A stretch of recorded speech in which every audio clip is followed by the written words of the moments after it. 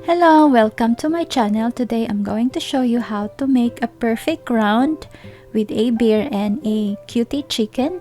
You're gonna need these materials.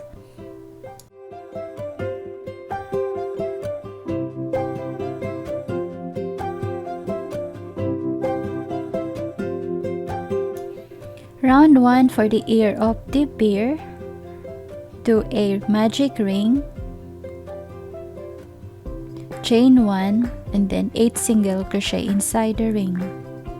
1, 2, 3, 4, 5, 6, 7, and 8. Once you have 8 single crochet inside the ring, pull the tail of the yarn, and for round 2, do a increase or 2 single crochet each of the chain for 16 stitches around.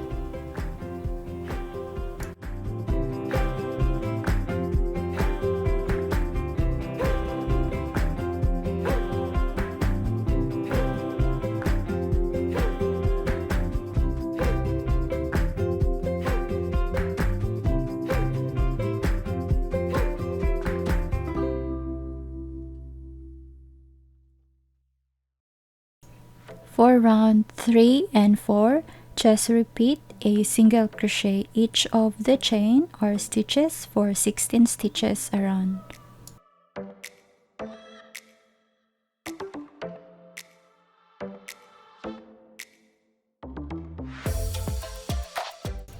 When you're done with the 2 rounds, cut the yarn, and then we will do the sewing. Count 6 rows, start from the middle, and then you can mark it with a stitch marker or insert your darning needle.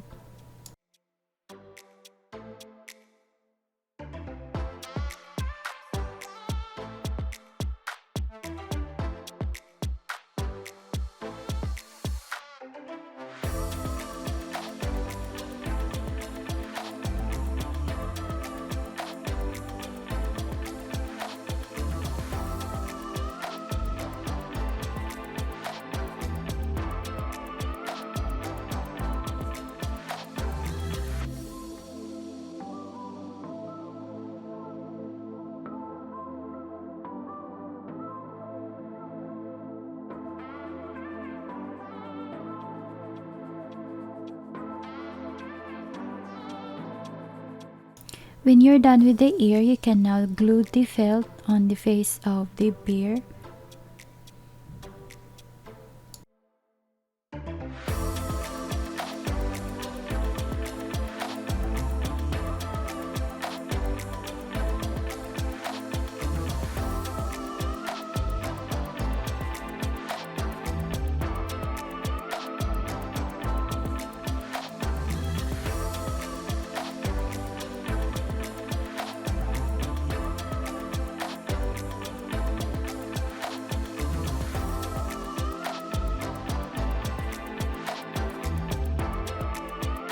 For the round body, you can click on this video, and thank you so much for watching. See you again next time.